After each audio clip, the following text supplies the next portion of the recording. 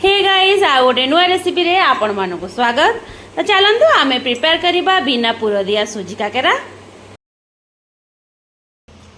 तो आम बनइबा आज सुजी काकेरा जोटा कि मु पुर दिया सुजी काकेरा ऑलरेडी बनई देइथिली।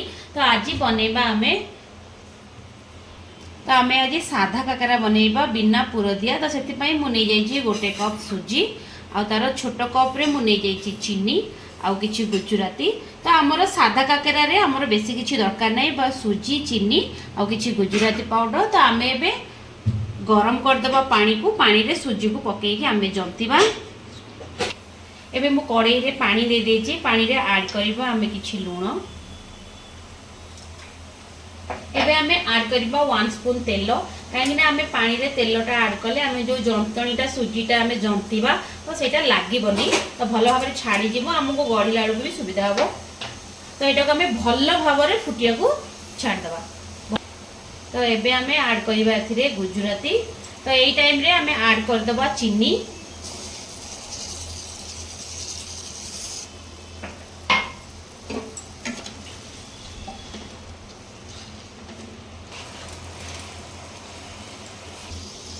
तो आम एबे सुजी को आम गैस फ्लेम को मीडियम करदबा।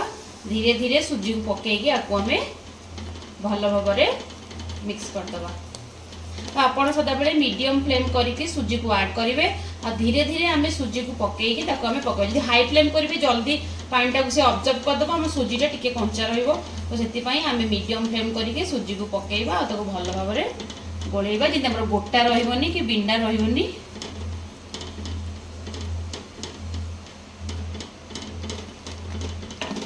आम भल भाव में जंतवा।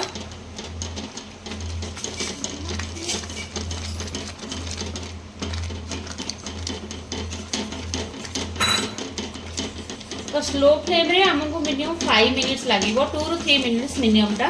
तो आम भल भाव में आपको जिते आम जंतणीटा को गोलेबा, देखो गोटा गोटे हेले भी नहीं आमर, ताको आउ टिके आमे भी करिया पड़िबो। ताको आमे टिके भल भाव में जंती नबा। तो स्लो फ्लेम रे जंतीबा।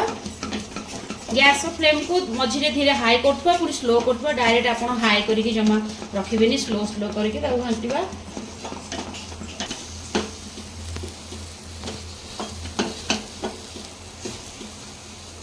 तो यहाँ आम आउ स्लो फ्लेम रे आपको 1 मिनिट पर्यंत मिक्स करवा। तो ये आम देखो परफेक्ट पूरा जंतणीटा हो गला।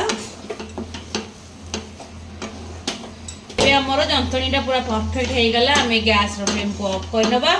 एबे आम कौन करबा, ठंडा होला पर्यंत बेसी गरम रे आम गढ़ीबानी। तो नॉर्मल ठंडा हो जिवो टिके हो गले आम ताको प्रिपेयर करबा। तो आम एबे घोड़े की रखी देबा, गैस फ्लेम को ऑफ कर देबा।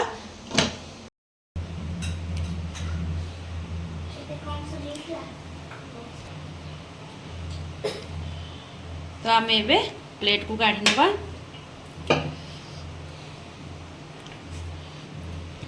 तो ठंडा हवा पाई आम टिके जंतणीटा को स्प्रेड कर दबा।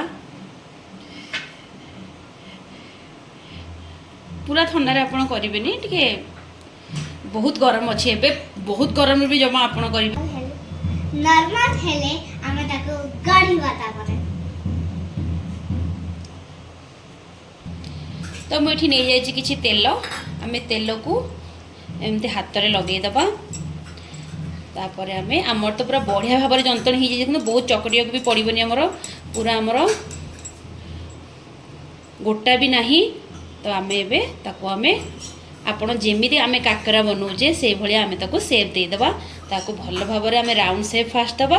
तापर 2 पापुली मझे रखिकी आम आपको टिके प्रेस करदबा। बस आप बेसी पतला काकेरा चाहते तो पतला काकेरा आप पूरा पतला करें। तो आम यहाँ टिके ये मोटा कले टिके भल आसो, तो भल फुल भी आम काकेरा। देखो ये आम सब जंतणी गुड़िक गढ़ी नबा। देखो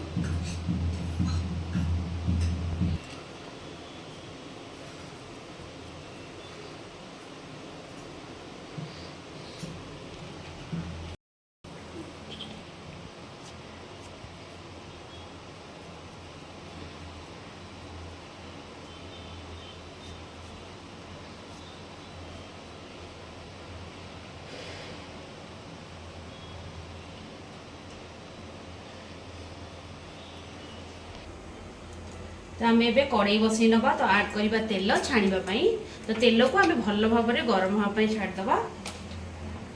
तो आम ए चेक करवा आम तेल गरम है नहीं आम से जंतणी रू टिके पकेबा।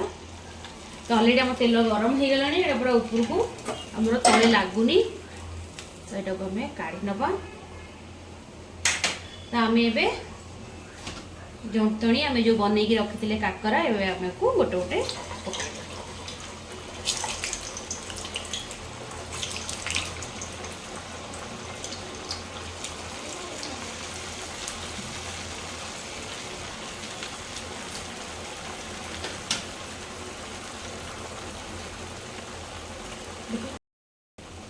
तो आम आपको मीडियम फ्लेम करदबा करके आपको आम गोटे पट साइड हो गले आम उल्टेबा।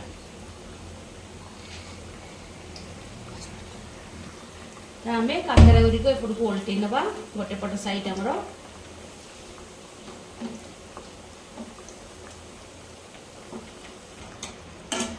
तो ये आमर सुजी काकेरा पूरा परफेक्ट हो गला साधा बिना पुर दिया। तो आपको आम छाणी नवा।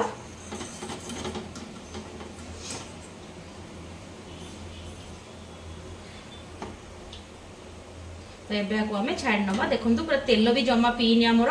तो हाई फ्लेम रे आम जेहेतु छाणिले के स्लो फ्लेम रे छाणीबानी जेको जिन आम छाणला हाई फ्लेम रे छाणीबा जोटा कि आमर तेल पीबनी।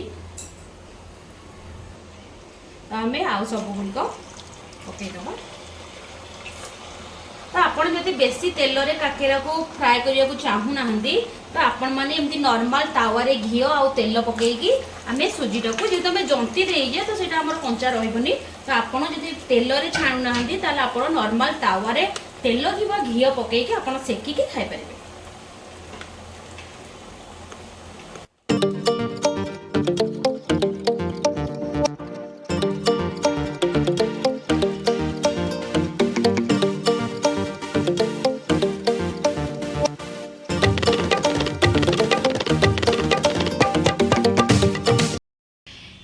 तो ये आमर प्रिपेयर हो गला साधा सुजी काकेरा।